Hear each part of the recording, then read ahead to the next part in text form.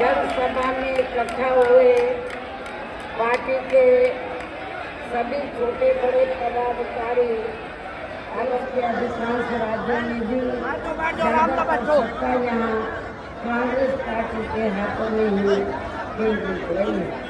तथा अन्य और मामलों में भी रही गलत नीतियों व गलत कार्य प्रणाली आदि की वजह से ही फिर इस पार्टी को यानी कि कांग्रेस पार्टी को केंद्र में काफी राज्यों की भी सत्ता से बाहर होना पड़ा तथा यही स्थिति इन विरोधी पार्टियों की भी बनी रही जिस कारण ही बीएसपी को बनाने की भी जरूरत पड़ी। और अब पिछले काफी वर्षों से भारतीय जनता पार्टी व इनके सहयोगी दल केंद्र व अधिकांश राज्यों की भी सत्ता में काबिज हो गए। साथ ही इनकी भी ज्यादातर जातिवादी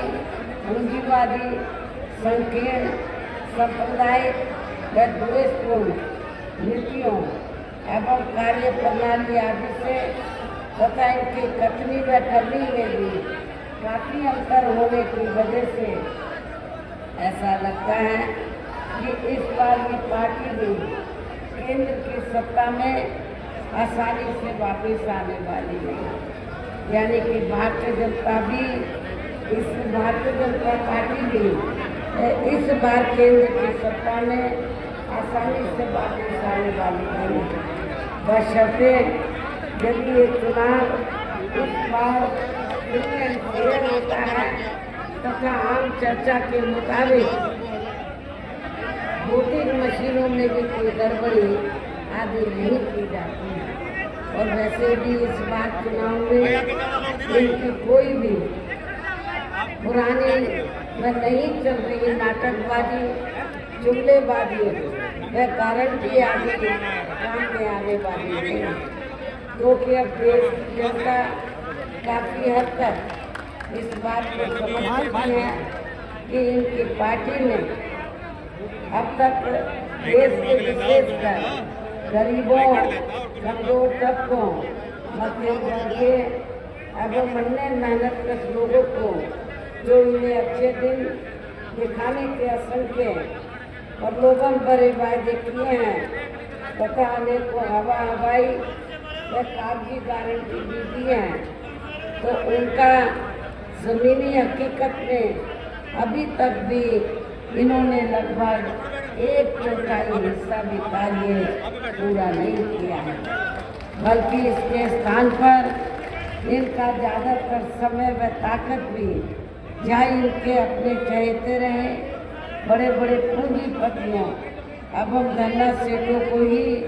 ज़्यादा से ज़्यादा मालामाल व धनवान आदि बनाने में तथा उन्हें हर स्तर पर छूट देने व बचाने में ही लगी रही है जिनके अधिकांश आर्थिक सहयोग से ही ये पार्टी व अन्य पार्टियां भी अपना संगठन चलाती हैं तथा चुनाव आदि भी लड़ाती हैं जिसका काफ़ी कुछ खुलासा बॉन्ड की आई रिपोर्ट से भी हो जाता है।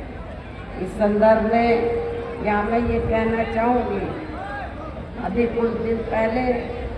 तो माननीय सुप्रीम कोर्ट ने बॉन्ड के संबंध में जो रिपोर्ट दी है और जो पेपरों में खबर छपी है तो आप लोगों को ये मालूम है कि बीएसपी को छोड़कर कांग्रेस बीजेपी व अधिकांश अन्य विरोधी पार्टियों ने इस देश के बड़े बड़े पूंजीपतियों व धन्ना सेठों से बॉन्ड के जरिए काफ़ी मोटी रकम ली है जिससे ये अपना संगठन चलाते हैं चुनाव आदि भी लड़ाते हैं लेकिन बहुजन समाज पार्टी एक ऐसी पार्टी है